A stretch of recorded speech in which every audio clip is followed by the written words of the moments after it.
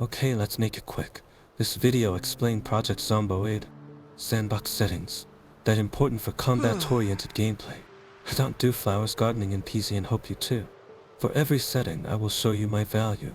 Value from apocalypses gain percent and value from extinction gain percent. But first, I will show you how I play this game, so you can understand. Do you want same gameplay or not? If you want to watch settings alone, use time codes in video description. I don't know will the chapters work or not.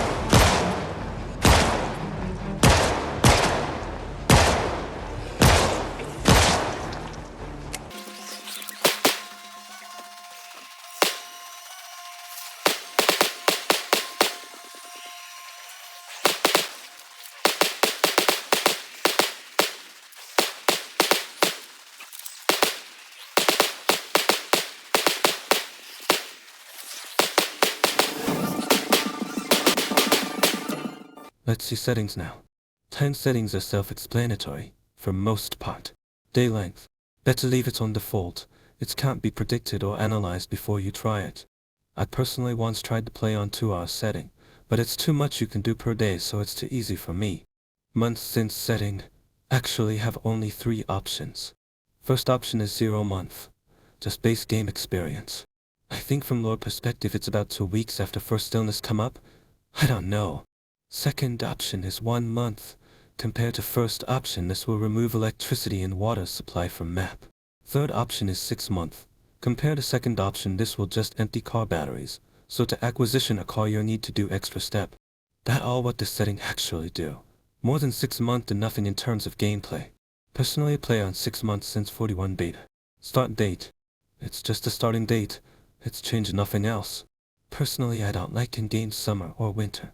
So I play day after winter most of my times. Best zombie settings are complicated and need to be edited carefully because they affect on game balance are bigger than others. First 3 of them I don't recommend to touch. You can change population in more precise way on bottom. Zombie respawn and zombie migration. I don't like zombie respawn at all. Do I clear the area and leave it for day only to see it full of zombies? I think it's stupid, but if you like it, turn it on. About migration, I think it's nice. It just allows zombie to travel, fulfilling the empty gaps on the map. Compared to respawn, I like it. Always on. Speed and sprinter amount. I always turn on partial sprinters. It's big speech about, so prepare yourself. We have 3 different options. No sprinters. I think it's very boring. Especially when people rise zombie count to enormous numbers. Like 2 or 4 times. Do you really like non-stop bonking zombies for days? Real life ones. Non-sprinting zombie can't do shit to you. What fun in this? I don't understand. Okay, next option is all zombie are sprinters. It's a challenge, not your regular playground. See for yourself, you can't fight more than 1 zombie with melee weapon. Accepting situation when you have short fence on your side. Next option is my favorite. Just partial sprinters. I like it because I still can using my melee weapons, but to clear bigger groups I need firearms. I think it's most balanced and interested gameplay you can get in Zomboid. About percentages of sprinters, for me 15 work fine. I think everything higher is hurting too much for melee gameplay. Toughness. Turn it on fragile option. It's unlock many new ways of killing zombies like a boomstick. Do you like a boomstick? Every boy love it. And still you can't reliable killing zombies when you injured or have others bad conditions. So fragile is a good option. About transmission. For slow zombie. Transmission turned on is okay. But, if you play even one time with sprinters, you will never turn it on. If you play a lot with sprinters, you can understand me. You know, that jump scare and heart attack situations out of nowhere. Always hate them, and with transmission on it can ruin every run. It's too stressful. It's even stressful without transmission. And turning it off gives you some new gameplay.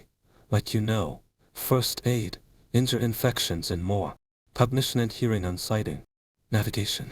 Don't lower it or you will get done zombies that can't be predictable, and you will get angry more often than you want to. Sight and hear is also, for that reason, need to be normal. If you want more challenge in game, rise hearing and leave others on normal. Environment, attack and building damage.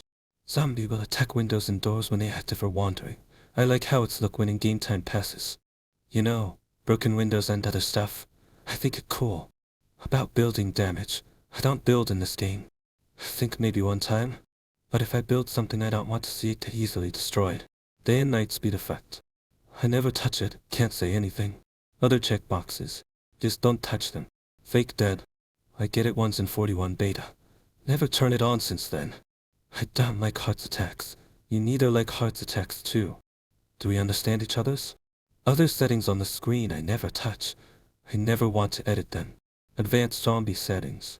You need to touch and try these settings for yourself. I can explain what these settings do, but you still need to touch and feel them. No good recipe for anyone exists. You can pick my or default preset settings for the starting point. About population. For my partial sprinter setup, it's good value. If you're new to the game, just lowers zombie population.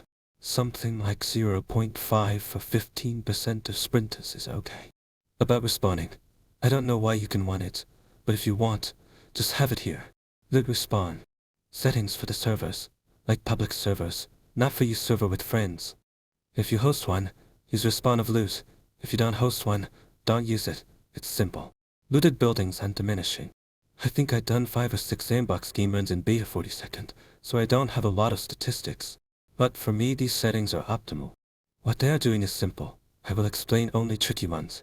Like role building looted chance. It's simple actually. You need to multiply this modifier with your max looted building chance. For my settings, rural buildings have 10% chance to be looted. From my balanced view it makes sense, compared to town that have looted chance of 50%. I hope I explain it to you. If you still don't understand, ask in comments section. I will retry explain it again. Okay, what is diminished max loot? It's a max loot you can get from worse loot spots. For my setting it's nothing, and I recommend to keep it on 0. Just for punishing yourself. Loot rarity. I will explain only non-perishable food line. It's not about your chits, but also about them. Non-perishable food contain alcohol, like beer. I am a beer alcoholic. I want to drink beer every day. Hope you too. If you are not alcoholic person, keep it for 0.1 or else you will not have any food problem. And you want to have this problem. Also, dear developer, can you make separate line for beer? I want beer but I don't want food. I think I'm not alone in this. Oh, almost forgot. You probably don't need so much ammo, but I like to shoot from weird guns that otherwise will have low amount of ammo, so I will keep it. Others loot line is self-explanatory. Pause and see them for yourself.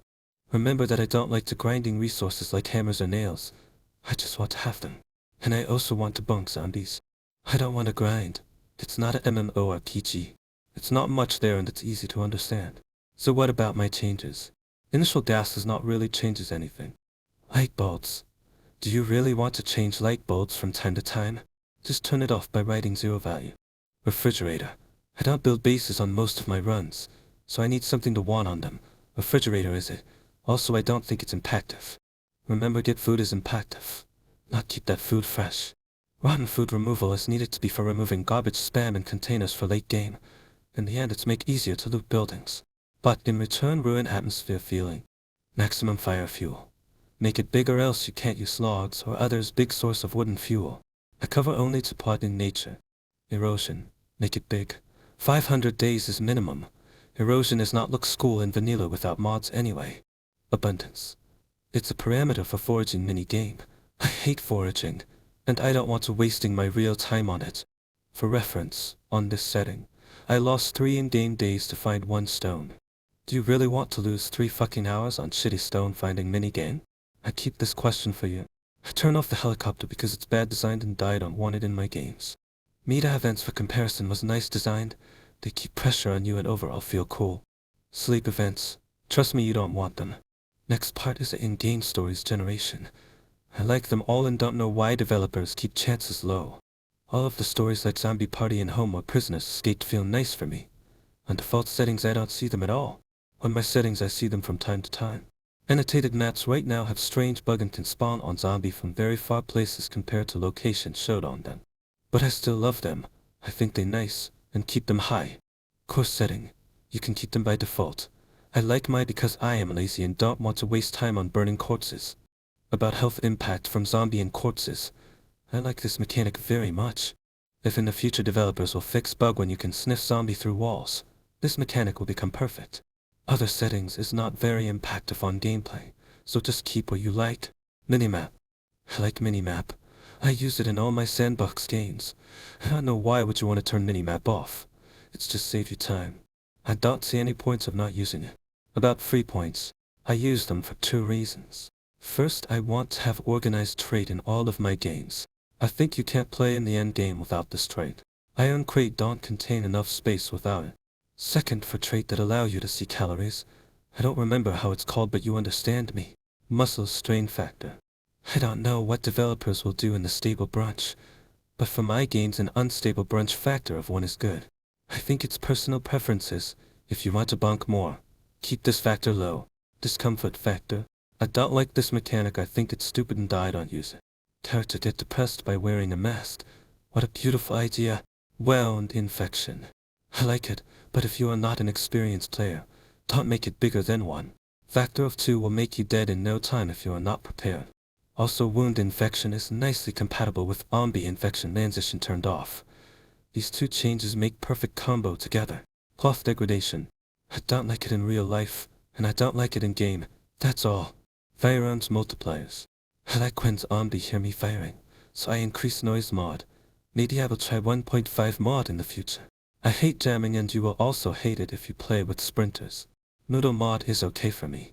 Whether mod is too impactful in my opinion, so I turn it off. You can try them for yourself. But I do not recommend to turn off noodle mod. It will make panic and health irrelevant in terms of gameplay. All clothes and mod. I just like to pick my clothes. Default spawning clothes make no sense sometimes. Like why would you be in a shirt in the middle of winter? Minutes per page. I don't like how long is a reading of higher skill books. For multiplayer you probably want to keep it even smaller, because you don't want to waste your time this way. You want to bunk some zombies. Maximum XP levels. Why I can't get levels with dismantling? It's make no sense for me. About me, you will get them in the end game in the most of your games. So why they are doing so little for you? You should keep experience game mods high. Why you may ask? That's pretty simple. You don't want to grind levels like an MMORPG. You want to do something in game, not just grind. If you like grinding, keep experience mods low. For others, let's continue. I will explain some part of my changes. For all skills that I know how to level up fast, with this skill level up fast in the first place. I multiply experience gain 3 times. It's a base mod in my balance. For fitness, strength and sprinting I increase mod for 50 times. Because with sprinters you need to be very careful if you stay above 9 level of fitness. And I don't want lost my entire life to grind it or start with it. That's simple. Strength on other hand is in quality of life category. It's just make you care less of weight of your equipment. Sprinting is not a quality of life. It's a definition of life. And still, even with such enormous multiply number, it still don't get to top level in my real games. But sprinting level, just like fitness level, is what define will you be dead or alive while encountering sprinters. It's important and too hard to level. About melee weapon, I play with fragile and sprinting zombie most of my time. That's mean that I don't bonk zombie much. So to compensate that I need to rise experience gain multiply times. About firearms 10 times multiply. Even on this, to get 8 and higher levels, you need I don't know what because I never have 10 level in aiming or reloading. Overall all changes to experience gain. Change in gameplay perspective, how easy you can get low levels, not highest levels. And for me it's feel okay. My changes just remove cars in a very good shape, but increase overall numbers of cars. Also, if you don't use lockpicking mod, start use it or else you won't get inside the car without breaking window. I personally don't like breaking windows of my future car. Last change about cars is how much they get damaged. It's so much pain in the ass to repair a car, especially in vanilla. And cars are so fragile even in very low damage setting. I don't know, I want even smaller number for car damage. Very low is smallest. About Livestock, I just don't care. Do you care? Because I don't.